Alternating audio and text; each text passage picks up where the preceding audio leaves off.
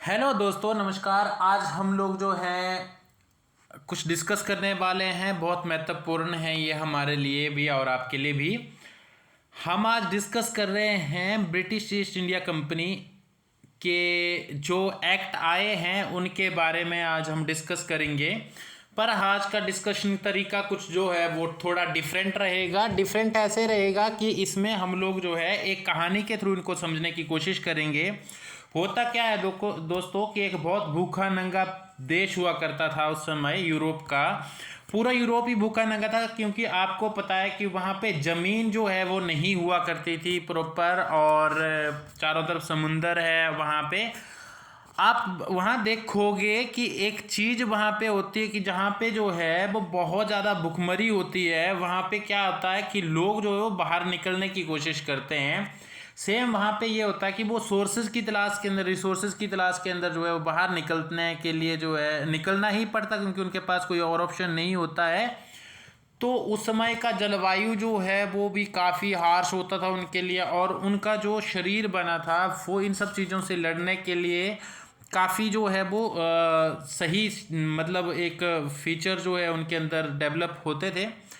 अब इसी के कारण जो है इसको हम लोग एक छोटे से एग्जांपल से समझते हैं, आपको मेरी बात जो है हवा ना लगे। देखो, एक फैमिली होती है दोस्तों, उसके अंदर जो है आपकी एक फैमिली है, उसमें जो है 2 बच्चे हैं, ठीक है। वहीं पर आपके पड़ोस में एक फैमिली है जिसके घर के अंदर जो है वो मान के चलो 8 से 10 बच्चे हैं। मान के चलो कि 8 बच्चे हैं, 2 फैमिली वाले हो गए, तो मम्मी पापा हो गए, तो वो हो गए आपके 10, ठीक है। आप हुए 4।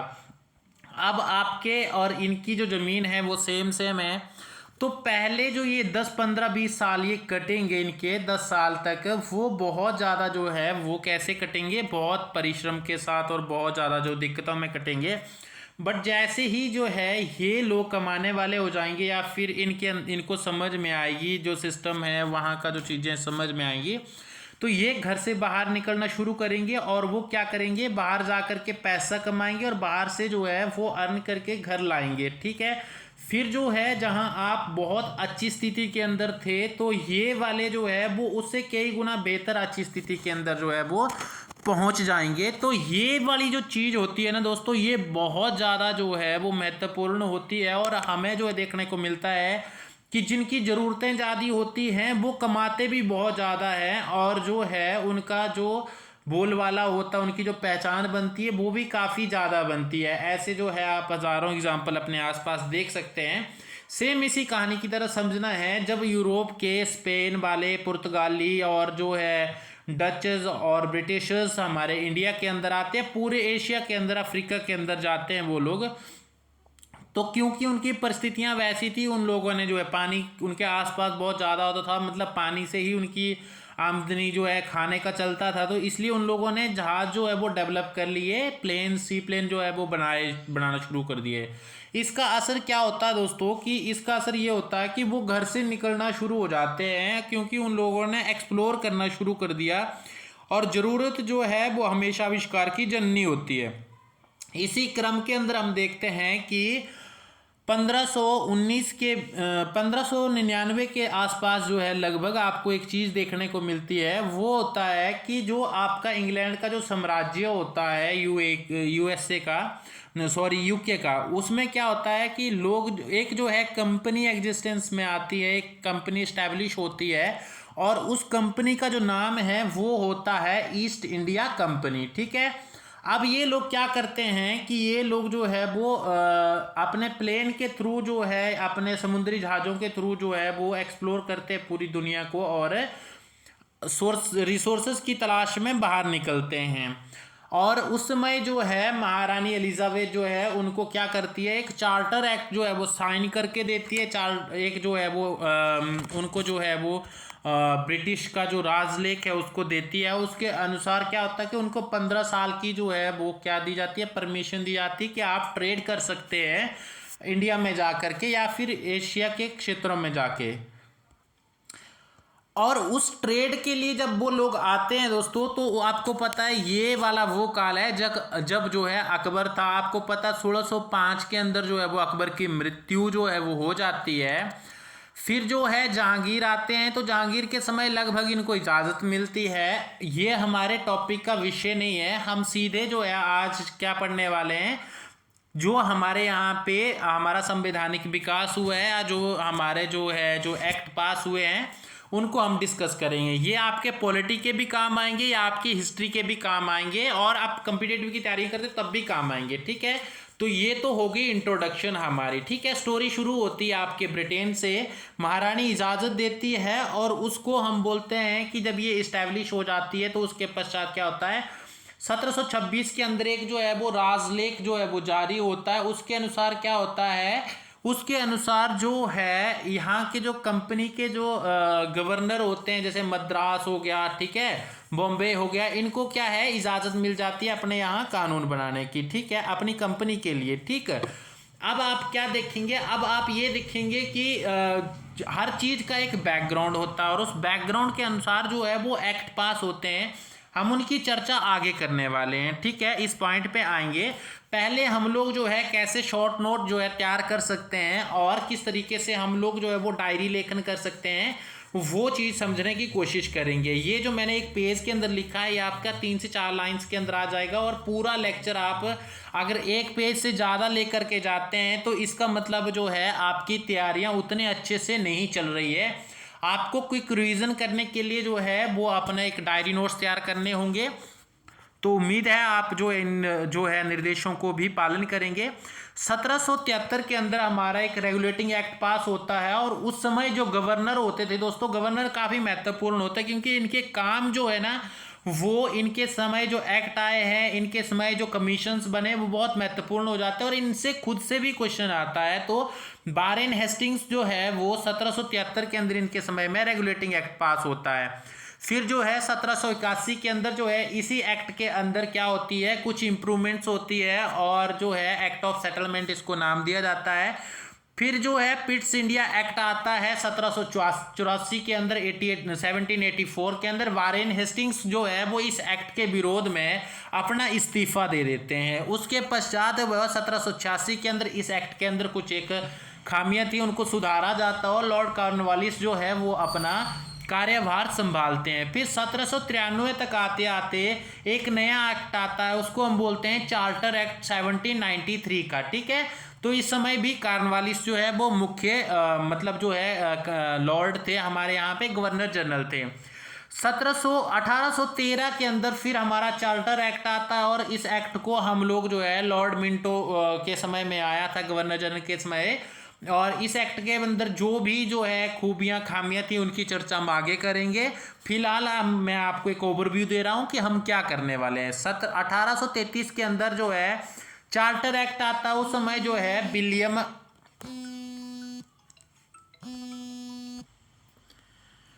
तो 1833 का फिर चार्टर एक्ट आता है। इसके बाद तो चार्टर एक्ट के अंदर जो है उस समय जो है विलियम बेंटिक जो है वो गवर्नर जनरल हुआ करते थे आपके। फिर 1853 का जो चार्टर एक्ट आता है उस समय डलहौजी जो है वो हमारे गवर्नर जनरल जो है होते हैं। और उसके पश्चात हम क्या देखते हैं, 1858 का एक अधिनियम आता है लॉर्ड कैनिंग के समय में, और लॉर्ड कैनिंग जो है वो क्या करते हैं कि 1857 का जो है बहुत बड़ा रिवोल्ट जो है वो फेस करते हैं। उसके बाद एक एक्ट आता है जिसको हम भारत अधिनियम बोलते हैं, भारत सरकार अधिनियम बोलते हैं। तो अब जो है वो ब्रिटिशर्स जो है वो डायरेक्ट रूल में आ गए हैं। जो सम्राट होते हैं ब्रिटेन के वो डायरेक्ट रूल के अंदर आ जाते हैं। फिर उसके बाद जो है 1861 का भारत परिषद अधिनियम आता है कैनिंग का। उसके बाद जो है 1892 का भारत परिषद अधिनियम आता है। उस समय भी जो है 1892 में लॉर्ड कैनिंग नहीं होते थे उस समय, जो अगले हमारे जो उस समय के जो गवर्नर जनरल थे, गवर्नर जनरल जो है लॉर्ड कैनिंग नहीं थे। कैनिंग के उस समय जो लैंसडाउन नाम के एक जो गवर्नर जनरल थे वो हुआ करते थे हमारे, ठीक है। तो ये भी कंप्लीट हो गया। फिर 1919 के अंदर जो है भारत परिषद अधिनियम आता है, जिस अधिनियम को हम लोग जो है वो मार्ले मिंटो के नाम से भी जानते हैं। तो ये उस समय मिंटो जो थे वो आपके गवर्नर जनरल हुआ करते थे। फिर 1919 का भारत सरकार अधिनियम आता है जिसमें लॉर्ड जेम्स फोर्ड जो है वो गवर्नर जनरल होते हैं। और इस समय जो लॉर्ड इसको हम मॉन्टेग्यू चेम्सफोर्ड सुधार भी कहते हैं। क्या कहते हैं? Montagu Chelmsford. मॉन्टेग्यू जो थे ना दोस्तों, वो ब्रिटेन के अंदर सचिव होते थे। कब आए ये सचिव नाम का पद, उसकी भी हम लोग जो है नेक्स्ट चर्चा करने वाले हैं। 1935 का जो है भारत सरकार अधिनियम आता है, उस समय जो है वेलिंगटन जो है आपके वो अध्यक्ष हुआ करते थे। तो आप प्लीज इसको करेक्ट कर लीजिएगा। जो कैनिंग लिखा है मैंने यहाँ पे, ये कैनिंग नहीं होता था, ये लैंसडाउन जो थे उस समय गवर्नर जनरल थे। ठीक है, लैंसडाउन। ओके, और आपको इस चीज को करेक्ट करना है अपने। फिर जो है 1947 का भारत सरकार अधिनियम आता है, जिसमें माउंटबेटन जो है वो मुख्य भूमिका के अंदर रहते हैं। मतलब भूमिका माने कि वो गवर्नर जनरल होते हैं, और ये अंतिम गवर्नर जनरल होते हैं जो ब्रिटिशर्स की तरफ से अपॉइंट किए जाते हैं हमारे यहाँ पे। ठीक है, ब्रिटिश काल के महत्वपूर्ण अधिनियमों के बारे में अगर हम चर्चा करें तो 1599 में जो है ईस्ट इंडिया कंपनी की जो स्थापना होती है, और महारानी एलिजाबेथ जो है वो राज लेख जारी करती है। हम किसकी बात कर रहे हैं? हम बात कर रहे हैं, फिर से दोबारा हमने शुरू किया है। ओके, नाउ हम लोग डिस्कस कर रहे हैं, उनको थोड़ा इलेबोरेट करके समझने की कोशिश कर रहे हैं, थोड़ा इलेबोरेट करने की कोशिश करते हैं इसको। महारानी एलिजाबेथ जो है वो एक राजलेख जारी करती है, जो 15 वर्षों का अधिकार देती है कंपनी को, चार्टर साइन करके देती है। ठीक है, फिर 1527 के अंदर क्या होता है दोस्तों, इसको एक कथा की तरह सुनना है, कथा की तरह समझना है, ताकि आपको याद रहे कि क्रोनोलॉजी क्या रही है, किस तरीके की जो है उस समय व्यवस्थाएं रही है। 1726 के अंदर जो है राजलेख द्वारा जो है वो कलकत्ता, बॉम्बे तथा मद्रास की जो प्रेसिडेंसी के जो गवर्नर होते हैं उनको अधिकार मिल जाता है। क्या अधिकार? शक्तियां मिल जाती है, कानून बनाने की शक्ति, विधि बनाने की शक्ति अपने अपने प्रेसिडेंसी के अंदर। और उसके बाद शुरू होता है एक सफ़र, जो सुधारों का सफ़र था, जिसमें हमें बहुत कुछ तो नहीं मिला, पर हाँ मतलब बाकी उपनिवेशों के मुकाबले जो है हमें बहुत सारी चीज़ें जो है वो मतलब उस समय उन्होंने प्रोवाइड करवाई। हालांकि हमारे हिसाब से भले ही वो कम हो, पर उनके लिए वो एक बहुत बड़ी बात थी। तो ये वाली चीज़ हो जाती है। ठीक है दोस्तों, नाउ हम लोग जो है वो ये डिस्कस करते हैं कि क्या सफ़र रहा है हमारा ये वाला सुधारों का। 1773 के अंदर पहली बार रेगुलेटिंग एक्ट आता है, और रेगुलेटिंग एक्ट आने के पीछे का जो बैकग्राउंड था दोस्तों, वो बैकग्राउंड क्या था कि क्या हुआ कि कंपनी जो है वो बैंकरप्ट हो गई। बैंकरप्ट माने कि उसके पास जो है वो बहुत सारा कर्जा हो गया, और उसको चाहिए था पैसा। अब पैसा क्यों चाहिए था? क्योंकि कंपनी के शासन के अंदर जो है क्या हुआ कि बहुत भ्रष्टाचार हो गया था, और बहुत भ्रष्टाचार हो गया था, इसलिए जो है वो कंपनी लॉस के अंदर चल रही थी उस समय। अगर वो कंपनी लॉस के अंदर चल रही थी, रीज़न बिहाइंड की वो बहुत सारे जो है युद्धों के अंदर, आपको पता है जब आप इतिहास पढ़ोगे तो आपको एंग्लो मराठा वार देखने को मिलेगा, उससे पहले मैसूर के साथ वार देखने को मिलेगा, बहुत सारी लड़ाइयाँ देखने को मिलेगी। तो आप लोग जो है वो समझ सकते हैं कि उनको कंपनी को सहायता भी चाहिए, एक सोल्जर की सहायता भी चाहिए, उनको सोल्जर्स भी चाहिए, सेना भी चाहिए, साथ में जो है उनको पैसा भी चाहिए व्यापार करने के लिए, क्योंकि बहुत सारी और कंपनियां क्या थी कि वो उस समय जो है वो इंडिया के अंदर थी। अब उनको जो है वो ब्रिटिश साम्राज्य की तरफ से सहायता चाहिए, साथ में उनको क्या चाहिए? उनको पैसा चाहिए। तो उस पैसे के लिए जो है वो पहली बार झुकते हैं किसके सामने? महारानी के सामने। और जब वो गवर्नर महारानी के सामने कंपनी के डायरेक्टर झुकते हैं, वो बोलते हैं कि हमें पैसा दो, तो जो है ब्रिटिश शासन तो काफ़ी इसकी ताक में था, क्योंकि वहाँ पे जो वो लोग जो भारत से नौकरी करके जाते थे वो एक लॉर्ड की तरह रहते थे, और बहुत ज़्यादा जो है वो पैसा लेकर के जाते थे, है कि नहीं। अब जो है आपको ये देखने को मिलेगा कि जब उनको इतना पैसा जो है वो वहाँ पे प्रोवाइड करवाया जाता है और मिलता है दोस्तों, तो होता क्या है कि गवर्नर जनरल की जो प्रेसिडेंसियाँ होती है, ठीक है, तो वो लोग जो हैं वो पैसा मांग रहे होते हैं। तो कंपनी वो जो सरकार है, ब्रिटिश सरकार, वो क्या बोलती है? वो बोलती है कि आप जो है कुछ सुधार कीजिए, तब हम लोग जो है वो आपको पैसा देंगे। और इन्हीं सुधारों के क्रम में हमें क्या देखने को मिलता है दोस्तों? 1773 का एक रेगुलेटिंग एक्ट देखने को मिलता है, जिस एक्ट के अनुसार जो है वो कुछ एक सुधार किए जाते हैं। तो अब देखिए कि क्या जो है वो सुधार रहते हैं। मद्रास एवं बॉम्बे प्रेसिडेंसी को कलकत्ता प्रेसिडेंसी के अधीन कर दिया। अब सेंट्रलाइज हो रहा है सिस्टम, ठीक है। आप देख रहे होंगे कि मद्रास और बॉम्बे अलग अलग प्रेसिडेंसी हुआ करती थी, अब उनको प्रेसिडेंसी के अधीन कर दिया, कलकत्ता प्रेसिडेंसी के अधीन। आपको पता है कि ये जो एक्ट आता है वो कब आ रहा है, जब उन्होंने पूरे बंगाल को अपने अधीन कर लिया था। नेक्स्ट थिंग उन्होंने क्या किया था, आपको पता है कि प्लासी की लड़ाई लड़ी। प्लासी की लड़ाई के बाद जो है वो उसमें तो उनकी जीत हो गई, सिराजुद्दौला हार गया। उसके बाद 1764 के अंदर हम देखते हैं कि बक्सर का युद्ध होता है। और बक्सर का जब युद्ध होता है ना दोस्तों, तो पूरी तरह से बंगाल ब्रिटेन के कब्जे, मतलब ईस्ट इंडिया कंपनी के कब्जे में आ जाता है। फिर भी वहाँ पे विद्रोह हो रहे थे, फिर भी जो है उनको बाकी सारी जगहों पे फ्रंट पे लड़ना पड़ रहा था, इसीलिए उनको पैसों की भी कमी पड़ रही थी। अब जो है इन प्रेसिडेंसियों को सेंट्रलाइज कर दिया। गवर्नर जनरल की परिषद में 4 सदस्य जो है वो नियुक्त किए गए।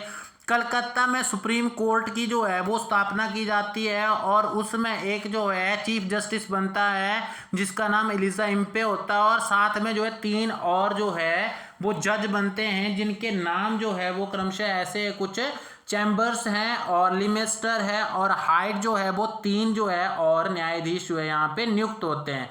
गवर्नर जनरल होते हैं आपके वारेन हेस्टिंग्स, जो मैंने आपको ऊपर बता दिया। मैं ऐसे टुकड़ों में इसलिए इन्फॉर्मेशन दे रहा हूँ ताकि आपको याद रहे। दूसरा क्या होता है, ये उच्चतम न्यायालय के खिलाफ जो है वो आप प्रिवी काउंसिल के अंदर जो है वो अपील कर सकते थे। द सेकेंड थिंग कि इसमें उन्होंने जो है इनामदार शासन का जो है आधारभूत सिद्धांत जो है वो निश्चित किया था। और जो कंपनी के जो अधिकारी थे, जो भ्रष्टाचार कंपनी के अंदर चल रहा था, उसको रोकने के लिए जो है वो कुछ और नियम बना देते हैं। और नियम क्या होते हैं दोस्तों, और नियमों के अंदर ये होता है कि उनको कहा जाता है, उन कंपनी के जो अधिकारी उनको कहा जाता है कि अब आज के बाद आप कोई रिश्वत जो है वो नहीं लेंगे। अगर आप लोगों ने रिश्वत लिया तो जो है वो कंपनी के नियमों के खिलाफ होगा, वो आपके लिए जो है वो एक बहुत बड़ी समस्या जो है वो खड़ी हो सकती है। ठीक है, तो इसके बाद जो हम देखने को मिलता है, हमें देखने को वो एक अन्य परिवर्तन जो है वो देखने को मिलता है कि कुछ एक चीज़ों के अंदर जो है वो ट्रांसपेरेंसी आने लगती है, पर वो भारत के पक्ष में नहीं है, वो ब्रिटेन के पक्ष में होने वाली ट्रांसपेरेंसी है। ठीक है, नाउ हम लोग अब देखते हैं कि इसके अलावा उन लोगों ने और क्या काम किए। तो उन्होंने जो है जो ब्रिटिश सरकार को बोर्ड ऑफ डायरेक्टर्स के माध्यम से जो कंपनी पर जो नियंत्रण था वो सशक्त हो गया, थोड़ा सा जो है वो स्ट्रॉन्ग हो गया। कंपनी के ऊपर ब्रिटेन का जो है हल्का सा कंट्रोल जो है हमें देखने को मिलता है। ठीक है, इसके अलावा जो है वो एक्ट ऑफ सेटलमेंट आता है 1781 का। 1781 के जो एक्ट ऑफ सेटलमेंट था उसमें क्या बोला गया कि रेगुलेटिंग एक्ट की त्रुटियों को समाप्त करने के लिए लाया गया था। ठीक है, और इस एक्ट के तहत जो है कलकत्ता के गवर्नर को बंगाल, बिहार, उड़ीसा के लिए भी जो है विधि बनाने का अधिकार जो है वो दिया गया था। पिट्स इंडिया एक्ट 1784 के अंदर जो है वो हमें देखने को क्या मिलता है, इस एक्ट जो 1971 का ये एक्ट था ना दोस्तों, ये ऊपर वाला जो हम अभी पढ़ के आए हैं, इसमें क्या चीज की गई थी, मुख्य तौर पर जो है कलकत्ता की सरकार को बंगाल, बिहार और उड़ीसा के लिए जो है वो कानून बनाने की शक्ति दी गई। कलकत्ता जो आपका कौन कौन से मैंने बताए, मैंने डिस्कस किया आपसे बंगाल, कलकत्ता, बंगाल माने कलकत्ता और बिहार और उड़ीसा 3 थे। मतलब जो है एक बेस्ट जो हमारा बंगाल है उसको, और दूसरा बिहार और उड़ीसा के लिए जो है वो कानून बनाने का अधिकार जो है वो गवर्नर जनरल को दिया गया इसके अंदर। ठीक है, मतलब शक्तियों में वृद्धि हुई। फिर से पिट्स इंडिया एक्ट 1784 हम देखते हैं, तो पिट्स इंडिया एक्ट के अंदर हम लोगों को क्या देखने को मिलता है कि जो इसका जो थोड़ा सा बैकग्राउंड समझ लेते हैं, 1784 के जो एक्ट है उसका थोड़ा सा बैकग्राउंड अगर हम लोगों को समझना होगा तो आपको पता है कि बैक टू बैक जो है मैसूर के साथ भी हम ये जो है ब्रिटेन वाले ईस्ट इंडिया कंपनी लड़ रही है, हैदराबाद के साथ अलग इनका टसल चल रहा है, और जो है उस समय मराठा जो है वो एक शक्ति के रूप में उभर रहे हैं। तो इन सब चीज़ों को काउंटर करने के लिए साथ में जो है आपको पता है कि फ्रांस का जो है वो आगमन हो चुका है, तो इन सब चीज़ों से ना वो उलझ रहे थे। तो उन्होंने क्या किया कि थोड़ा सा और जो है लिबरेशन और शक्तियां देने के लिए क्या करते हैं, पिट्स इंडिया एक्ट लेकर के आते हैं 1784 का। कंपनी के व्यापारिक एवं राजनीतिक कार्यकलापों को एक दूसरे से उन्होंने अलग कर दिया। पिट्स इंडिया एक्ट के कारण जो है इस विवाद को लेकर के जो है, पिट्स इंडिया एक्ट के विवाद को ही लेकर के जो है लॉर्ड नॉर्थ तथा फोकस की मिलीजुली सरकार जो थी वो गिर गई। ये सरकार कहाँ थी दोस्तों, ये थी आपकी यूके के अंदर, ब्रिटेन के अंदर। ठीक है, वहाँ पे गिर जाती है, क्योंकि इसमें कुछ और लिबर्टीज जो है वो दी गई थी। और क्योंकि इसमें क्या होता था कि कंपनी के जो है वो बहुत सारे जो डायरेक्टर्स थे या फिर जो अधिकारी थे, उनके जो आला अफसर जो अधिकारी जो है या फिर मालिक जो थे वो आपकी जो है अपर हाउस जो था उसमें बैठते हैं, और जो है इनके कुछ सांसद भी जीत करके आते हैं। तो इस वजह से जो है लॉर्ड नॉर्थ की और फोकस की मिली जुली सरकार जो है वो गिर जाती है, और ये या फिर उनको त्याग पत्र देना पड़ता है। इस कंपनी या भारत के संबंध में अगर कभी किसी की कभी कोई सरकार गिरी है ब्रिटेन के अंदर, तो वो एक इकलौती सरकार थी। लास्ट एग्जांपल भी था। नाउ हम लोग डिस्कस करते हैं कि आप समझ सकते हैं कि ब्रिटेन के अंदर जो है वो ईस्ट इंडिया कंपनी कितनी ज़्यादा हावी हो गई थी। तो उनको कंट्रोल करने के लिए जो है वो डिफरेंट डिफरेंट टाइप के कानून ला रहे थे, और उनको पता था अगर ऐसा ही रहा तो वो इंग्लैंड के अंदर भी ऐसी अव्यवस्था फैलाएंगे जैसे भारत के अंदर फैली हुई है। बोर्ड ऑफ डायरेक्टर क्या है, कंपनी के वाणिज्य मामलों के लिए जो है देखने के लिए जो होते थे। देखो इसमें क्या हुआ कि जो वहाँ की जो शक्तियाँ थी भारत की, उन शक्तियों को अलग कर दिया गया। पहला जो था उसको क्या बनाया गया उन्होंने, पहले में उन्होंने जो है बोर्ड ऑफ डायरेक्टर्स जो है बीओडी को बनाया। ठीक है, बोर्ड ऑफ डायरेक्टर्स को बनाया, बीओडी को। और द सेकंड थिंग कि इसमें उन लोगों ने क्या बनाया, जो डायरेक्टर्स थे उस समय बोर्ड ऑफ कंट्रोलर उनको बोलता था, तो उनको जो है वो बनाया गया। दो भागों में शक्ति विभाजित कर दी गई। जो आपका बोर्ड ऑफ जो डायरेक्टर था ना दोस्तों, बोर्ड ऑफ डायरेक्टर ये व्यापारिक मामलों की देखभाल करता था सिर्फ, और बोर्ड ऑफ कंट्रोल जो था वो सैनिक और असैनिक या फिर राजस्व के जो मामले होते थे उनको जो है वो देखता था। माने कि राजनीतिक मामलों को देखता था, एक व्यापारिक मामलों को देखता था। आपने ज़्यादा खज्जल नहीं होना है। एक देखता था व्यापारिक मामले, दूसरा देखता था आपके राजनीतिक मामले। तो ये कंट्रोलर जो था ये राजनीतिक मामले देखता था, और डायरेक्टर जो है सिर्फ कंपनी के व्यापारिक मामले देखता था। तो ये द्वैध शासन व्यवस्था लागू होगी, जो 1858 के बाद जो है वो हमें हटती हुई देखने को यहाँ मिलती है। फिर दोस्तों हम लोग नीचे जाते हैं थोड़ा सा।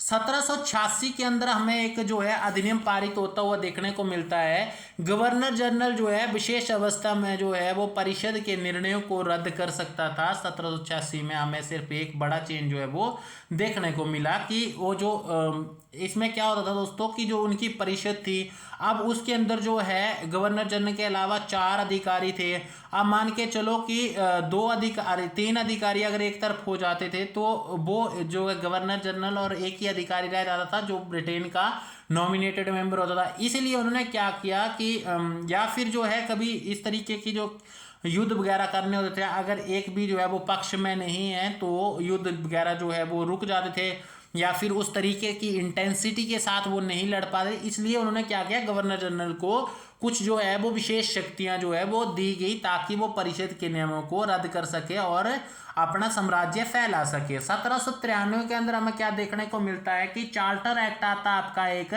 और चार्टर एक्ट के अंदर जो है वो कौन कौन सी व्यवस्थाएं थी उनके ऊपर हम लोग जो है वो चर्चा करेंगे। और इसके अंदर हमें क्या देखने को मिलता है, कंपनी के व्यापारिक अधिकारों को जो है वो अगले 20 वर्षों के लिए जो है बढ़ा दिया जाता है। इसी तरीके से 20-20 वर्ष ये आगे बढ़ता है दोस्तों। ठीक है, मुख्य सेनापति को गवर्नर जनरल की स्वतः जो सदस्यता प्राप्त होती थी, वो अधिकार जो है वो समाप्त कर दिया गया।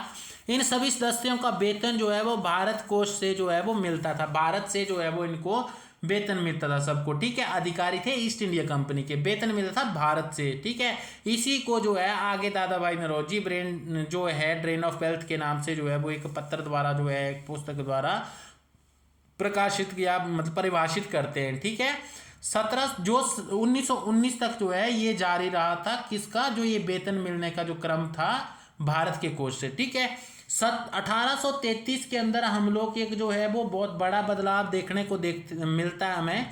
अब जो है दोस्तों इसका थोड़ा सा बैकग्राउंड समझते हैं कि अब तक जो है इन्होंने मराठों को ठिकाने लगा दिया लगभग। ठीक है, फिर जो है दूसरा जो आपके जो मैसूर था उसको ठिकाने लगा दिया था। ठीक, उसके पश्चात जो है हैदराबाद को ठिकाने लगा दिया था।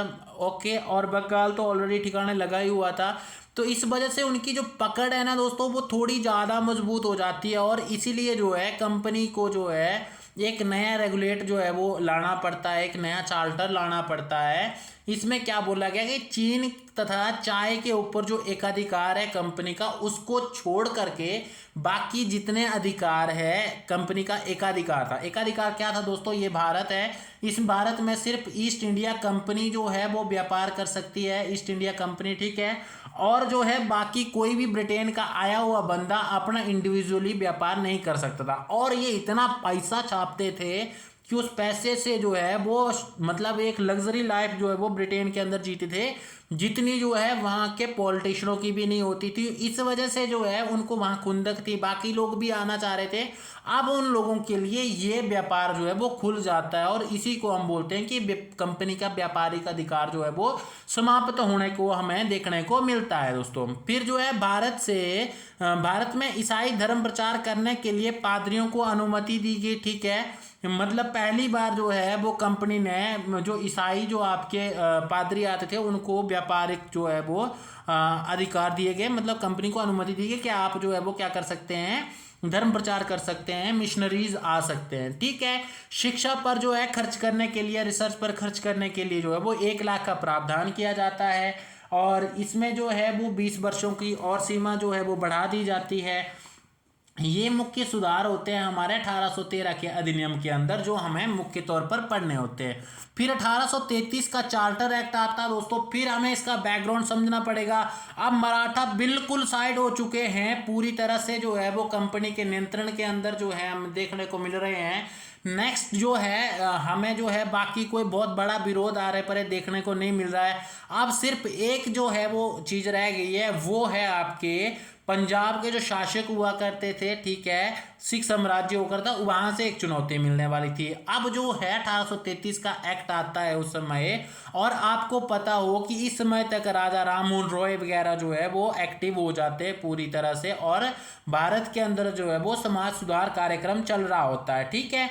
तो इन सब चीज़ों को काउंटर करने के लिए 1833 के अंदर एक चार्टर एक्ट लाया जाता है। चार्टर एक्ट के अंदर क्या बोला गया था, इसके ऊपर जो असर था ना दोस्तों, जैसे इंग्लैंड के अंदर औद्योगिक क्रांति हो चुकी थी, उदारवादी नीतियों का क्रियान्वयन हो रहा था वहाँ पे, ठीक है, लेसिस फेयर के सिद्धांत का जो है छाप भी हमें इस एक्ट के ऊपर देखने को मिलती, क्योंकि वहाँ पे सुधारवादी मानववादी मूवमेंट जो है वो चल रहा था, ठीक है। आपको सब चीज़ समझ में आ गई। अब हम लोग थोड़ा सा आगे बढ़ते हैं। अब जो हमने 1813 के अंदर जो 2 अधिकार छोड़े थे, एक अधिकार कंपनी की मोनोपोली छोड़ी थी ईस्ट इंडिया कंपनी की, एक था चीन से व्यापार का और दूसरा था आपका चाय के व्यापार का था। अब वो दोनों लिबर्टी भी उनसे जो है वो छीन ली जाती है, और उनको सीधा बोला जाता है कि अब आप सिर्फ प्रशासनिक कार्य देखेंगे, आप व्यापार के ऊपर आपका एक अधिकार नहीं होगा। फिर जो है बंगाल का गवर्नर जनरल जो था, अब भारत का गवर्नर जनरल हो गया, ठीक है। अब सारी जो है प्रेसिडेंसियां इसके कब्जे के अंदर हो गई। दास्ता को अवैध घोषित किया गया, पर ये 1843-44 के अंदर हटता है, ठीक है। इसी समय जो है एक्टिवेट नहीं हो पाता है ये वाला, ठीक। और उस समय जो है वो गवर्नर जनरल की परिषद में एक विधि सदस्य को जो है शामिल किया गया, जिसका नाम लॉर्ड मैकॉले था। उसी की जो है नीतियां हम लोग आज तक जो भुगत रहे हैं। नेक्स्ट है आपका नियुक्तियों के लिए भेदभाव जो है वो समाप्त किया गया। पहली बार बोला गया कि जो कंपनी के अंदर जो नियुक्तियां होंगी उसमें रंग नस्ल आदि भेदभाव जो है वो नहीं किया जाएगा, ठीक है। तो इसमें दास प्रथा उन्मूलन का जो है सिद्धांत दिया गया था, 1843 के अंदर यह हटा था। इस अधिनियम के अंदर जो है धारा 187 थी, ठीक है, एक नहीं मतलब 87 थी, धारा 87। इसके तहत कंपनी के अधीन जो थे पद धारण करने के लिए व्यक्ति को धर्म, जन्मस्थान, मूल वंश या रंग के आधार पर जो है अयोग्य ठहराने की जो उनकी नीति थी उसको ना अपनाए जाने का उपबंध जो है शामिल किया उन लोगों ने। फिर क्या बोला, फिर बोला कि गवर्नर जनरल की जो परिषद है, परिषद को राजस्व के संबंध में पूर्ण अधिकार प्रदान किए जाएंगे, ठीक है। और पूरे भारत के लिए सिर्फ एक बजट तैयार होगा, ठीक है। भारतीय कानूनों का वर्गीकरण किया गया तथा उस कार्य के लिए जो है विधि आयोग की नियुक्ति की गई, जिसका जो अध्यक्ष था मैंने आपको बताया लॉर्ड मैकॉले था। इस तरह से जो है ये एक्ट आता है, और प्रथम विधि आयोग भी हमारा गठित होता हुआ हमें देखने को मिलता है, ठीक है। इसके जो है अब हमने ये सारे जो है लगभग कंसेप्ट इसके कंप्लीट कर लिए हैं। अब हम लोग क्या देखते हैं, 1853 का चार्टर एक्ट देखते हैं। तो आपको पता हो कि इस समय लॉर्ड डलहौजी, जो मैं आपको ऊपर पढ़ा चुका हूँ, वो गवर्नर जनरल बन करके आते हैं। उन्होंने जो ताबड़तोड़ यहाँ पे जो है वो ऐसी नीतियाँ अपनाई जो पूरी तरह से जो है तुष्टीकरण की थी, पूरी तरह से उनको जो है वो साम्राज्य विस्तारीकरण की थी। उन लोगों ने लेफ्ट का सिद्धांत लाया, उन्होंने जो है कुशासन का सिद्धांत जो है वो इम्प्लीमेंट किया और बहुत सारी रियासतों को अपने कब्जे में कर लिया। और जो है फिर हम 1853 का जो है चार्टर एक्ट देखते हैं। कार्यपालिका तथा विधायी शक्तियां जो है, कार्यपालिका तथा विधायी शक्तियां पृथक पृथक की गई इसके अंदर, और विधान परिषद बनाई गई। ठीक है, विधान परिषद के अंदर 12 सदस्य शामिल किए गए। सर्वप्रथम क्षेत्रीय प्रतिनिधित्व का सिद्धांत जो है वो पारित किया गया इसके अंदर। ठीक है, भारत में मंत्री पद की जो है व्यवस्था की गई, विभागीकरण किया गया मतलब कार्यों का, जैसे पीडब्ल्यूडी हो गया एंड अन्य जो विभाग होते हैं, जल सिंचाई एंड ऑल, कृषि विभाग, इस तरीके के। ठीक है, इसके अलावा जो है 15 सदस्यों की भारत परिषद का सृजन हुआ, 3 नॉमिनेटेड थे। ठीक है, और इसमें क्या होता था, मतलब 12 थे, 8 सरकार जो 8 जो थे ब्रिटिश सरकार के होते थे और 7 जो थे कंपनी के डायरेक्टर्स जो थे वो इसमें शामिल होते थे। मैंने जो 15 आपको बताया, नहीं ये जो है 15 वाला सिद्धांत बाद में आएगा, पहले हम लोग 12 के डिस्कस कर रहे थे। तो इसमें भी जो है कुछ एक कंपनी के होते थे, ठीक है, और कुछ जो है वो ब्रिटिश गवर्नमेंट के होते थे। ओके, जो परिषद में जो 6 नए सदस्य जोड़े गए उन्हें विधान पार्षद जो है वो कहा जाता था। तो और सबसे बड़ी बात इसमें क्या हुई, प्रतियोगी परीक्षाओं की जो है हम लोग जो है क्या पढ़ते हैं कि सरकारी सेवाओं के अंदर जो अगर आपको सेवा में आना है तो नामजदगी का जो सिद्धांत था उसको समाप्त कर दिया। कंपनी के महत्वपूर्ण पदों को जो है वो प्रतियोगी परीक्षाओं के आधार पर जो है वो कॉम्पिटिटिव एग्जाम के आधार पर भरने की व्यवस्था इसमें करी गई। ठीक है, फिर हम लोग जो है इसमें 12 ही थे, आपने याद रखना है। मैंने आपको नेक्स्ट का एक जो है वो कभी कभी ना हौच पौच आ जाता दिमाग के अंदर। ठीक है, फिर जो है संपूर्ण भारत के लिए एक विधान मंडल की व्यवस्था की गई, ऑल इंडिया लेजिस्लेटिव की स्थापना करी गई।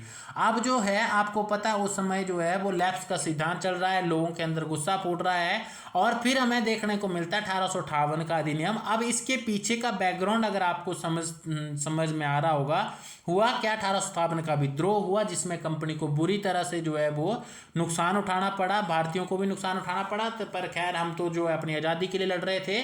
तो इसके अलावा जो है वो एक क्या होता है कि आपका एक सती जो विधवा पुनर्विवाह एक्ट जो है वो आता है। ठीक है, उसके अंदर कैनिंग जो है वो विधवाओं को विवाह करने की जो है वो क्या देता है, अनुमति देता है। समाज सुधार हो रहे थे, इस तरीके से इस चीज़ में हमें एक बदलाव जो है वो देखने को मिलता है। ठीक है, act for the best settlement of India की संज्ञा इसको दी गई थी, act for the best settlement of India की। ठीक है, फिर जो है जो बीओडी और बीओसी थी, बोर्ड ऑफ डायरेक्टर और बोर्ड ऑफ कंट्रोल जो था, उस व्यवस्था को खत्म कर दिया गया। और ये व्यवस्था कब लागू हुई थी आपको पता है, 1784 के अंदर लागू हुई थी, और यहाँ आकर के वो खत्म होती हुई देखने को मिलती है। भारत शासन अब कंपनी से सम्राट के अधीन आ गया था। भारत राज्य सचिव के पद का जो सृजन था, जो 15 सदस्यीय भारत परिषद का जो अध्यक्ष था ब्रिटेन। ठीक है, इसमें 15 सदस्य थे, 8 जो होते थे दोस्तों वो ब्रिटिश गवर्नमेंट की तरफ से होते थे और 7 डायरेक्टर होते थे। तो एक जो है वो ये किया गया। मैंने आपको कहा था भारत सचिव का जिक्र होगा आगे जाकर के, इसका सृजन यहीं पे जो है हमें देखने को मिलता है। डायरेक्ट कंट्रोल हो गया ब्रिटिश साम्राज्य का इसके ऊपर, अब भारत के ऊपर। ठीक है, गवर्नर जनरल अब वायसराय जो है बन गया, और वो सीधा जो है क्राउन का प्रतिनिधि होता था। ठीक है, अब हमारी ये वाली बात भी हो गई। अब हम लोग क्या करेंगे, अब हम लोग जो है वो डिस्कस करेंगे कि सिविल सेवा की जो नियुक्ति थी खुली प्रतियोगिता द्वारा करवाने का जो आश्वासन इसमें दिया गया। अब इसके अलावा इसके अंदर जो है सेक्रेटरी ऑफ इंडिया की जो है वो नियुक्ति की गई थी, जो आपके ब्रिटेन के अंदर बैठता था, और भारत के गवर्नर का नाम बदल के वायसराय कर दिया। मैं बता चुका हूँ आपको इसके बारे में। और जो इसके जो अंतिम गवर्नर जनरल थे ना दोस्तों, वो थे आपके लॉर्ड कैनिंग, और प्रथम वायसराय भी लॉर्ड कैनिंग ही होते हैं। आपको इन बातों का भी मैंने आपको पूरे गवर्नर जनरल वाले उसमें पढ़ाया है। ठीक है, फिर 1861 का अधिनियम आता है आपका 1861 के अधिनियम के अंदर क्या चीज़ हमें देखने को मिलती है? भारत परिषद अधिनियम। इस अधिनियम की जो विशेषताएं थी उनमें था गवर्नर जनरल की कार्यकारिणी परिषद का विस्तार किया गया, विभागीय प्रणाली यहाँ प्रारंभ होती है और लॉर्ड कैनिंग इसको प्रारंभ करता है। गवर्नर जनरल को पहली बार अध्यादेश जारी करने की जो शक्ति है वो प्रदान की जाती है। अभी जो हमारी 123 के अंदर जो है वो राष्ट्रपति के पास है, ठीक वैसी शक्ति जो है उनको प्रदान की जाती थी। ठीक है, फिर जो है इसने जो भारत के अंदर प्रतिनिधि संस्थाओं को जो है वो जन्म दिया। लॉर्ड कैनिंग ने विभागीय प्रणाली की शुरुआत करी है ना। वायसराय की परिषद में 6 से 12 सदस्य निर्धारित किए गए। संकटकालीन समय में जो है आदेश जारी करने की शक्ति जो है वो इनको दी गई। गवर्नर जनरल को बंगाल और उत्तर पश्चिमी सीमा प्रांत और पंजाब में विधान परिषद स्थापित करने की शक्ति प्रदान की गई। इसके द्वारा कानून बनाने की प्रक्रिया में भारतीय प्रतिनिधियों को शामिल करने की शुरुआत जो है वो पहली बार की गई। यहाँ पे 1862 में लॉर्ड कैनिंग ने 3 भारतीयों को जो है वो शामिल किया था, विधान परिषद में मनोनीत किया था। पहले थे आपके बनारस के राजा, दूसरे थे आपके पटियाला के महाराजा और तीसरे थे दिनकर राव, जिन 3 लोगों को शामिल किया गया। ठीक है, तो ये हुआ आपके 1861 के अधिकार से। ठीक है, वायसराय कुछ भारतीयों को जो है वो गैर सदस्यों के रूप में नामांकित कर सकता था और उसने 62 में कर भी दी है। ठीक है, अब हमें 92 का जो है वो 1892 का जो है वो भारत परिषद अधिनियम देखना है। लैंसडाउन इसमें जो है गवर्नर जनरल हुआ करते थे आपके, और इसमें हम लोगों को जो है वो कुछ चीज़ों को आगे और डिस्कस करना पड़ेगा। इससे पहले मैं आपसे कुछ डिस्कस करना चाहूँगा, वो ये है जो मैं नहीं लिखा हुआ है। उसमें ये था कि जो 1873 का अधिनियम था, उस अधिनियम द्वारा उपबंध किया गया कि कंपनी ईस्ट इंडिया कंपनी को किसी भी समय जो है भंग किया जा सकता है। मतलब 1873 के अंदर एक अधिनियम आया था, उसके अनुसार बोला गया कि कंपनी को किसी भी समय जो है वो भंग किया जा सकता है। इसलिए मैं आपको ये पढ़ा रहा हूँ, इम्पोर्टेंट है 1873 का अधिनियम। ठीक है, फिर आपका जो है 1873 के अंदर 1 जनवरी 1884 को ईस्ट इंडिया कंपनी को औपचारिक रूप से भंग भी कर दिया गया। क्वेश्चन बनता है आपका कि कब जो है वो 1884 के अंदर किया गया था, कब जो है वो ईस्ट इंडिया कंपनी को भंग किया गया था पूरी तरह से, वो 1884 के अंदर किया गया था। आपको शाही अधिनियम याद होगा दोस्तों, शाही उपाधि अधिनियम इस 1876, ये आपको मिलान के अंदर आते हैं, क्योंकि हम लोग जो है वो बड़े बड़े अधिनियम पढ़ लेते हैं और इनको नहीं पढ़ते हैं, तो ये चीज़ हमें आगे जाके डिस्टर्ब करती है। शाही अधिनियम 1876 आता है। इस अधिनियम द्वारा गवर्नर जनरल की केंद्रीय कार्यकारिणी में 6ठे सदस्य की नियुक्ति के लिए नियुक्ति की गई। लोक निर्माण विभाग का कार्य उसको सौंपा गया और 28 अप्रैल 1876 को एक घोषणा द्वारा महारानी विक्टोरिया को भारत की साम्राज्ञी जो है वो घोषित जो है वो कर दिया गया। 1892 का हमें भारत परिषद अधिनियम देखने को मिलता है। इस अधिनियम की मुख्य विशेषताएं थी, अप्रत्यक्ष चुनाव प्रणाली की शुरुआत हुई। इसके द्वारा राजस्व एवं व्यय तथा बजट पर बहस करने तथा कार्यकारिणी के कुछ प्रश्न पूछने की जो है शक्ति जो है इसमें हमें देखने को मिलती है। किसके पास? वो हमें जो है वो मतलब परिषद के सदस्यों को। ठीक है, अब जो है इसमें आपको प्रावधान देखना है, बैकग्राउंड देखना है। भारतीयों की राष्ट्रीयता जो है वो उबल रही थी उस समय। 1885 के अंदर जो है वो कांग्रेस की स्थापना हो चुकी थी। इलेवर्ट बिल विवाद आपको देखने को मिलता है। फिर जो है वो 1878 का जो है वो एक आपको एक एक्ट देखने को मिलता है, वर्नाक्यूलर प्रेस एक्ट। अब जो है वो विरोध बढ़ रहा है, तो कुछ सुधार लाजमी है, तो ये सुधार जो है वो इसमें किए गए। प्रावधान क्या है? केंद्रीय परिषद में 10 में से 16 सदस्य जो है वो 10 मिनिमम और 16 मैक्सिमम सदस्य इसमें हो सकते थे। 6 दिन की पूर्व सूचना पर जो है परिषद के सदस्यों को जो है वो सवाल पूछने का अधिकार दिया गया। चुनाव पद्धति की शुरुआत होती है पहली बार। ठीक है, और 5 गैर सरकारी सदस्य जो है वो वायसराय द्वारा मनोनीत किए जाते, तो पहले संख्या 3 हुआ करती थी। ये मैंने आपको इसकी बता दी। अब आपको जो है वो 1861 का अधिनियम मैं बता चुका हूँ। 1892 का जो है अधिनियम में आपको ये भी हम लोग डिस्कस कर चुके हैं। पीडीएफ बनाते हो कभी कभी ना एक डबल हो जाता है। ठीक है, 1909 का अधिनियम आपको अब देखने को मिलेगा, भारत परिषद अधिनियम। इसको मार्ले मिंटो रिफॉर्म भी बोलते हैं, मार्ले मिंटो रिफॉर्म। बैकग्राउंड क्या था इसका दोस्तों? बैकग्राउंड था कि गवर्नर जनरल या वायसराय जो था उसमें वो कर्जन था। भारत सचिव जो था जॉन मार्ले था, मतलब जो गवर्नर जनरल जो था लॉर्ड कर्जन था, इसने क्या किया था? बंगाल विभाजन किया था। ठीक है, इसकी को नीतियाँ थी उनको जो है काउंटर करने के लिए हम लोग जो है वो इस अधिनियम को देखते हैं। और इस समय तक जो 20 साल का जो है वो टाइम पीरियड भी पूरा हो चुका था।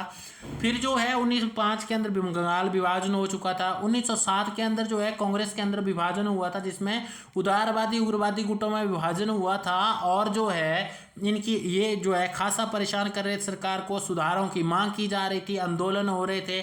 1906 के अंदर मुस्लिम लीग की स्थापना हो चुकी थी, जो अपने आप में एक बहुत बड़ा जो है मतलब एक सांप्रदायिक कदम था, जिसने भारत को तोड़ करके रख दिया बाद में। ठीक है, फिर ब्रिटिश जो सत्ता थी वो थोड़ी सी जो है वो बाकी फ्रंट्स पे लड़ रही थी, तो थोड़ी कमज़ोर भी साबित हो रही थी। तो इस तरीके से जो है क्रांतिकारियों का, भारत के जो लोग थे उनका मनोबल थोड़ा सा बढ़ गया था। ब्रिटिश सरकार जो है वो कमज़ोर हो चुकी थी, मतलब पूरी तरह से नहीं, पर 19वीं शताब्दी तक आते आते जो है वो उसके अंदर कुछ चीज़ें जो है वो सच में कमज़ोर हो चुकी थी। ठीक है, फिर हम लोग क्या देखते हैं, एक नया चेंज देखते हैं इसमें कि प्रावधान जो है वो क्या किए गए, क्योंकि हमारे मेन जो क्वेश्चन आते हैं वो प्रावधान से आते हैं। बैकग्राउंड में बस समझाने की कोशिश करता हूँ कि, और ये बैकग्राउंड दोस्तों उसी को समझ आएगा जिस बंदे को ये सारी घटनाएं पता हो। अगर नहीं पता है तो आपको जा करके पढ़नी है, तभी आप जो है इस बैकग्राउंड को समझ पाने में सक्षम होंगे। मैं भी करवाऊंगा, पर एक टॉपिक के अंदर ये सारी चीज़ें जो है वो इलेबोरेट कर पाना थोड़ा सा मुश्किल होता है और टाइम टेकिंग होता है, जो आपके पास बिल्कुल नहीं होता है, क्योंकि आप चाहते हैं कि कम समय के अंदर आपको ज़्यादा इन्फॉर्मेशन मैं प्रोवाइड करूँ। नाउ प्रावधान क्या गया, 1909 के अधिनियम द्वारा भारतीयों को विधि निर्माण तथा प्रशासन दोनों में जो है प्रतिनिधित्व प्रदान किया गया। केंद्रीय विधानसभा के अंदर 60 सदस्य कर दिए गए। परिषद के सदस्यों को विदेशी संबंध एवं राजाओं के बारे में सवाल करने का हक नहीं होता था। के मुंशी ने के अनुसार जो है उन्होंने इस अधिनियम को बोला, इन्होंने इसको उभरते हुए प्रजातंत्र को मार डाला इस अधिनियम ने। ठीक है, के मुंशी ने बोला कि इस अधिनियम ने, इन्होंने मतलब अंग्रेजों ने उभरते हुए प्रजातंत्र को मार डाला। ठीक है, मुसलमानों के लिए पृथक मताधिकार जो है वो इसमें प्रदान किया गया, क्योंकि इन्होंने ही उसको पैदा किया था। फिर हम लोग देखते हैं मार्ले मिंटो ने इसके बारे में लिखा कि हमने नाग के दांत जो है, नाग के दांत ड्रैगन टीथ जो बोला बो रहे हैं, हम नाग के दांत बो रहे हैं और इसका फल जो है वो भीषण होगा। किसका भीषण होगा, उन्होंने बोला ये जो हमने मुस्लिमों को पृथक मताधिकार दिया है, सांप्रदायिक मताधिकार दिया है, उसमें क्या था कि मुस्लिम जो है सिर्फ मुस्लिम को वोट देगा और हिंदू जो है हिंदू को वोट देगा, मतलब जो है मुसलमानों का अलग प्रतिनिधित्व प्रदान किया गया था। अब जो है इसके अंदर हमें और क्या चीज़ें देखने को मिली, जो है ये दो चीज़ें हो गई। और इसके अलावा जो है सांप्रदायिक निर्वाचक जनक के रूप में जो है हम लॉर्ड मिंटो को जानते हैं। और भारतीयों को भारत सचिव तथा गवर्नर जनरल की कार्यकारिणी में नियुक्ति दी गई। केंद्रीय और प्रांतीय परिषदों को पहली बार बजट पर वाद विवाद करने, सार्वजनिक विषयों पर सवाल करने, प्रस्ताव पेश करने, पूरक प्रश्न पूछने, मत देने का अधिकार मिला। प्रांतीय विधान परिषदों की संख्या में वृद्धि हुई। सत्येंद्र प्रसाद सिन्हा जो थे वायसराय की कार्यपालिका में नियुक्त होने वाले, परिषद में नियुक्त होने वाले पहले भारतीय सदस्य थे, सत्येंद्र प्रसाद सिन्हा। तो ये आपको याद रखना है। इस अधिनियम द्वारा जो है presidency, corporation, chamber of commerce और विश्वविद्यालयों और जमींदारों के लिए अलग अलग प्रतिनिधित्व जो था वो प्रदान किया गया था। तो ये होगी हमारी इसके बारे में पूरी बातचीत। मजूमदार जो है 1909 के सुधार को, मजूमदार के अनुसार 1909 के सुधार केवल चंद्रमा की चांदनी के समान थे, ठंडे थे मतलब। ठीक है, रेमजे मैकडोनाल्ड जो थे के शब्दों में, ये सुधार प्रजातंत्रवाद और नौकरशाही के मध्य एक अधूरा और अल्पकालीन समझौता था। तो ये हो गया 1909 का अधिनियम हमारा कंप्लीट। अब हम लोग करेंगे 1919 का अधिनियम, जो भारत सरकार अधिनियम 1919 था, उसको हम मोंटफोर्ड सुधार या चेम्सफोर्ड जो है, चेम्सफोर्ड सुधार भी हम लोग इसको जो है वो बोलते हैं, मोंटेग्यू चेम्सफोर्ड सुधार। ठीक है, मोंटेग्यू सारा जो है इनका ये नाम है, उल्टा पुल्टा करके लिखता है ये लोग। ठीक है, बैकग्राउंड जो है इसका क्या था, 1916 का होम रूल आंदोलन तिलक का बहुत फेमस था, और इसमें और थी एनी बेसेंट। ठीक है, फिर जो है महात्मा गांधी अब तक वापिस आ चुके हैं, उन्होंने भी आंदोलन लड़े, 3-4 आंदोलन कंटिन्यूसली जीत गए। फिर रॉलेट एक्ट जो है वो पास हुआ था, और रॉलेट एक्ट के विरोध के अंदर बहुत बड़े प्रदर्शन हुए थे। ठीक है, फिर जो है खिलाफत मूवमेंट हमें देखने को मिलता है। तो ये सारे सुधार, फिर अगस्त प्रस्ताव के अंदर जो है इन सारी व्यवस्थाओं को सुझाया गया था। तो दोस्तों ये कुल मिलाकर जो मेरा कहने का तात्पर्य, उस समय ऐसी चीज नहीं, मेसोपोटामिया कमीशन की रिपोर्ट उस समय आई थी, है कि नहीं। और इस समय जो है अगर आपको कोई चीज ना पता हो ना दोस्तों, तो वो चीज आप जो है वीडियो स्टॉप करके सर्च कर सकते हैं। आजकल गुल देवता के ऊपर सब कुछ उपलब्ध है, और क्योंकि एक वीडियो के अंदर सारे फैक्ट कंप्लीट कर पाना थोड़ा मुमकिन नहीं होता है, और आई होप कि आप समझेंगे। तो इन सारी चीज़ों से जो है गांधी जी के बाद कंटिन्यूसली 3-4 मूवमेंट जीतने के कारण जो है वो एक पब्लिक हीरो बन चुके थे। अब जो है कांग्रेस के जो उदारवादी और उग्रवादी थे उनके बीच में समझौता हो चुका था, लखनऊ अधिवेशन जिसको हम जानते हैं। मुस्लिम लीग के साथ जो है लखनऊ समझौता हो चुका है, ठीक है। और इस तरीके से जो है हमें मूवमेंट थोड़ा, और क्रांतिकारी गतिविधियां बहुत महत्वपूर्ण है दोस्तों, वो प्रारंभ हो चुकी होती है, ठीक है। प्रावधान क्रांतिकारी गतिविधियों का ये दूसरा चरण जो है वो चल रहा होता है। अब आप क्या देखते हैं, उत्तरदायी शासन जो है, उत्तरदायी शासन, इसके अंदर प्रावधान क्या थे। उत्तरदायी शासन को जो है वो उत्तरदायी शासन शब्दों का प्रयोग किया गया, मतलब उस एक्ट के अंदर उत्तरदायी शासन का शब्द का प्रयोग किया गया। द्वैध शासन जो है वो प्रांतों में लागू किया। भारत राज्य सचिव का वेतन भारत की बजाय जो है अंग्रेजी खजाने से मिलना शुरू हो चुका था, क्योंकि आपको पता है दादा भाई नौरोजी वगैरह ने काफ़ी ज़्यादा इसके लिए जो है वो मूवमेंट लड़ा था, और उनको जो है वो इसके बारे में अवगत करवाया था। अवगत वो थे ही, बस उनको ये समझ में आ गया कि अब ये चीज़ें जो है भारतीयों को भी समझ में आ रही है।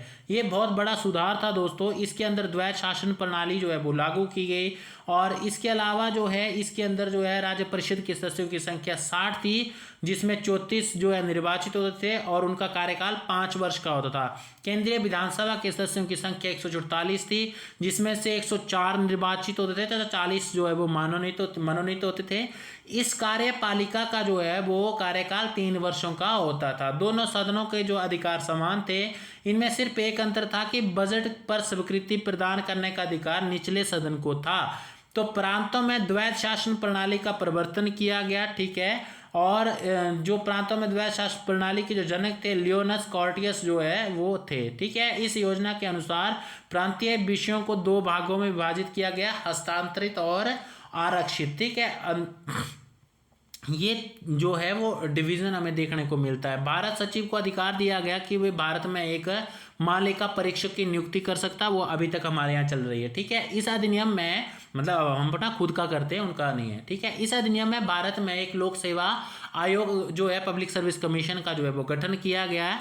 1926 में ली आयोग की सिफारिशों के ऊपर जो है सिविल सेवकों की भर्ती के लिए केंद्रीय लोक सेवा आयोग, जिसको हम आज यूपीएससी बोलते हैं, उस तरह का आयोग गठित किया गया था। इस अधिनियम के अनुसार वायसराय की कार्यकारिणी परिषद में 6 सदस्यों में से जो है कमांडर इन चीफ को छोड़कर 3 सदस्यों का भारतीय होना आवश्यक था। इसमें भारतीयों को भी डायरेक्ट जो है वो मतलब इन्वॉल्व किया गया।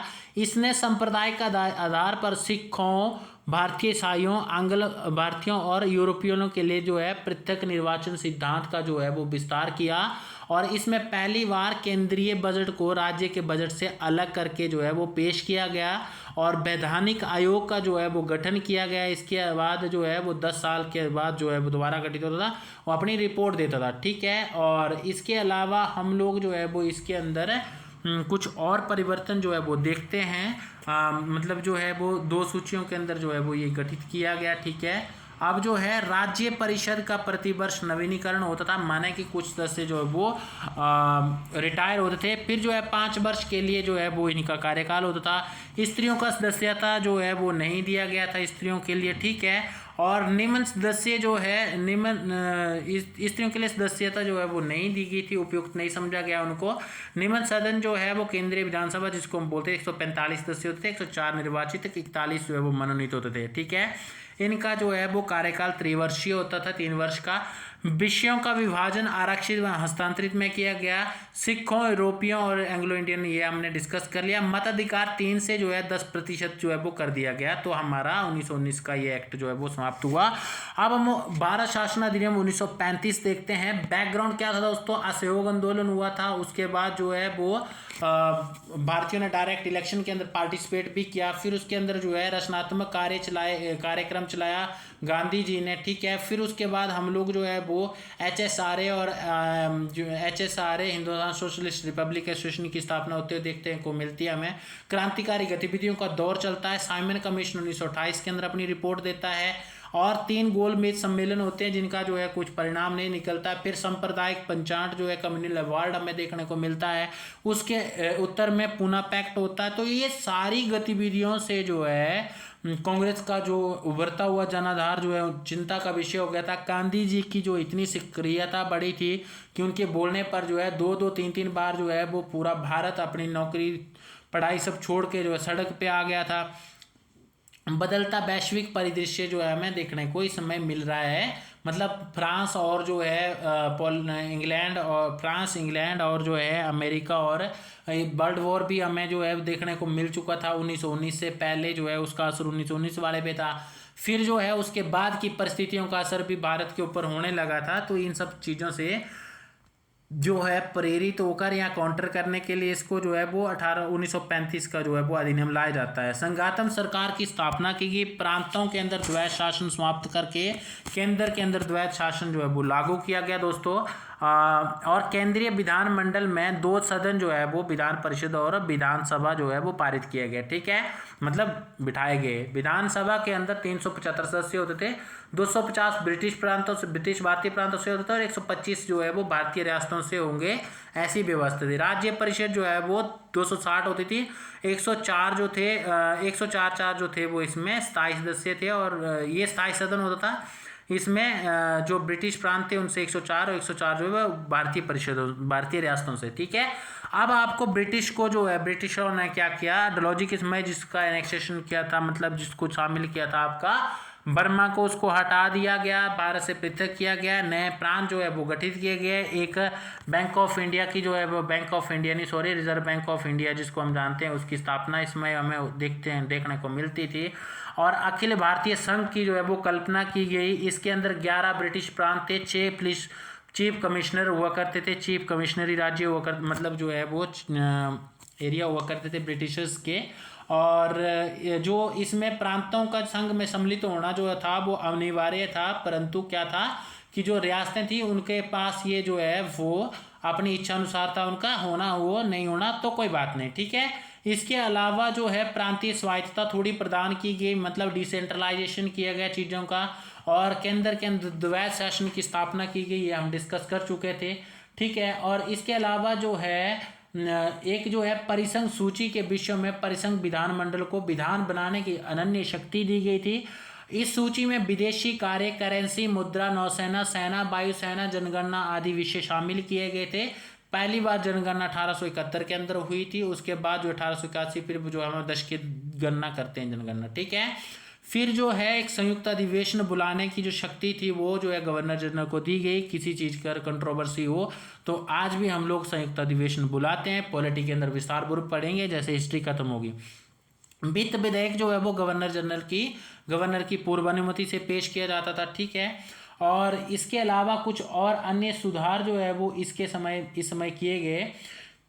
3 सूचियां बनाई गई, संघ सूची, प्रांतीय सूची और संवर्ती सूची। संघ सूची में 59 थे, 54 प्रांतीय और 36 संवर्ती सूची में, ठीक है। ये सारे सुधार जो है हमें इसमें देखने को मिलते हैं दोस्तों। और इसके अलावा जो है कुछ और चीज़ें जो है जैसे संवर्ती सूची के अंदर कौन कौन से विषय थे, प्रांतीय सूची में कौन कौन से थे, ये सारी चीज़ें हम लोग जो है वो डिस्कस नहीं करेंगे। इतना डीप क्वेश्चन नहीं भी आता है, पर फिर भी जो है आप इसके लिए जो है वो किरण पब्लिकेशन या फिर जो है लूसेंट की बुक या फिर जो है आप कोई स्टैंडर्ड बुक्स लाइक लक्ष्मीकांत इस तरीके की कुछ फॉलो कर सकते हैं। आपकी इच्छा पे निर्भर है। पीजीटी या फिर जो है स्टेट कॉम्पिटिटिव एग्जाम के लिए जितना पढ़ा रहा हूँ इतना इनफ है। फिर जो है इसके अलावा एक संघीय न्यायालय की स्थापना की गई। इसके खिलाफ आप प्रिवी काउंसिल जो है लंदन में अपील कर सकते थे। ब्रिटिश संसद की सर्वोच्चता जो है वो स्थापित की गई कि सबसे सर्वोच्च जो ब्रिटिश सरकार जो है सम्राट ही होगा। भारत परिषद का अंत कर दिया गया, ठीक है। और जो है सांप्रदायिक निर्वाचन पद्धति का विस्तार किया गया था इसके अंदर, ठीक है। महिलाओं और मजदूर वर्ग तक जो इसमें क्या है, संघीय तथा प्रांतीय व्यवस्थाओं में विभिन्न संप्रदायों को प्रतिनिधित्व देने के लिए सांप्रदायिक निर्वाचन पद्धति को जो है वो जारी रखा गया। इसका विस्तार दलित जाति और महिलाओं और मजदूर वर्ग तक जो है वो किया गया। इस अधिनियम को में जो है प्रस्तावना का अभाव था। आपको पता हुआ हमारा काफ़ी हिस्सा आज के संविधान का इसी से कॉपी किया गया था, ठीक है। इसके अलावा जो है और जो चीज़ें की गई इसमें वो ये थी कि अदन को जो है इंग्लैंड के औपनिवेशिक कार्यालय के अधीन कर दिया गया और बरार को मध्य प्रांत में शामिल कर दिया गया था। और इसके अलावा इसके अंतर्गत देश की मुद्रा और साख पर नियंत्रण के लिए रिजर्व बैंक की स्थापना की गई थी। इसके अंदर मताधिकार का विस्तार किया गया। तब भी जो है भारत की टोटल जनसंख्या में से 10% जनसंख्या को मताधिकार प्राप्त था, ठीक है। ये हो गया आपका वयस्क मताधिकार। उस समय जो है वो नहीं दिया गया था सबको, और मताधिकार के लिए आपकी जो है कुछ सीमाएं थी। आपकी एक सर्टेन इनकम होनी चाहिए, आपकी प्रॉपर्टी होनी चाहिए, ठीक है। उस तरीके की व्यवस्था उस समय जो है थी, ठीक है। अब जो है नेहरू ने क्या कहा था, नेहरू ने ये कहा था कि ये अनेक ब्रेकों वाला इंजन रहित गाड़ी के समान है ये अधिनियम, ठीक है। फिर जो है जिन नए से पूर्णतः सड़ा हुआ, मूल रूप से बुरा और बिल्कुल अस्वीकृत बताया था, ठीक। अब जो है ये कभी लागू प्रॉपरली हो नहीं पाया, पर फिर भी हम लोग जो है इसको पढ़ते हैं और ये हमारे लिए ज़रूरी भी है। नाउ हम डिस्कस करते हैं 1947 का एक्ट दोस्तों, जो हमने नीचे इसमें नहीं लिखा है। 1947 का जो एक्ट था दोस्तों, उसके अंदर भारत को स्वतंत्रता दी गई थी। 1947 के एक्ट के अंदर जो है ब्रिटिश संसद में 4 जुलाई 1947 को भारतीय स्वतंत्रता अधिनियम पारित किया गया, प्रस्तावित किया गया था। और जो 18 जुलाई को जो है वो 1947 को स्वीकृत किया गया, जिसके अंदर लगभग 20 धाराएं थी। और इस अधिनियम के द्वारा जो है प्रमुख प्रावधान क्या किए गए थे, 2 अधिराज्यों की स्थापना की गई थी, जिसमें पाकिस्तान और भारत जो इंडिया हिंदुस्तान एक 2 अलग जो है वो अधिराज्य स्थापित किए गए थे, ठीक है। भारत एवं पाकिस्तान दोनों अधिराज्यों को एक गवर्नर जनरल जो है वो दिया गया, मतलब हुआ होगा उसका। और संविधान सभा का जो है वो विधानमंडल के रूप में कार्य करना जो है बोला गया कि संविधान सभा जो विधानमंडल के कार्य के रूप में जो विधानमंडल के रूप में भी कार्य करेगी। जब तक कि विधानसभा जो है संविधान का निर्माण नहीं कर लेती, तब तक वे अपने विधानमंडल के रूप में भी कार्य करती रहेगी। भारत मंत्री के पद को समाप्त कर दिया गया। 1935 के भारतीय शासन अधिनियम द्वारा भारत जो शासन जो है जब तक संविधान सभा नया संविधान तैयार नहीं कर लेती उसके अनुसार ही चलेगा, 1935 के अनुसार, ठीक है। और देशी रियासतों पर ब्रिटेन की सर्वोच्चता का अंत कर दिया गया। उनको भारत या पाकिस्तान किसी भी अधिराज्य में सम्मिलित होने का अधिकार दिया गया। और इसके अलावा जो है इस अधिनियम के अधीन भारत डोमिनियन को सिंध, बलूचिस्तान, पंजाब भी, पश्चिमी पंजाब, पूर्वी पंजाब, पश्चिमोत्तर पंजाब सीमा प्रांत और आसन के सिलहट जिले को छोड़कर के भारत का शेष क्षेत्र जो है वो मिल गया, ठीक है। सिलहट जो जिला था भारतीय स्वतंत्रता अधिनियम 1947 में प्रवृत्त होने के पूर्व जनमत संग्रह में पाकिस्तान के पक्ष में मत दिया था सिलहट ने, ठीक है। यह सब में ये थे दोस्तों हमारे अधिनियम जिनके बारे में हमने चर्चा करी। उम्मीद है आपको जो है लेक्चर पसंद आया होगा और आपके ये काम भी आएगा। मैं जो बोलता हूँ उसके शॉर्ट नोट्स भी तैयार कर लीजिए, क्योंकि इतना सब कुछ करवा पाना और दोबारा रिवीजन करना आपके लिए संभव नहीं है। नोट्स कुछ इस तरीके से आप जो है बना सकते हैं और आगे बढ़ सकते हैं। Thank you so much. जय हिंद, जय भारत, जय हिमाचल।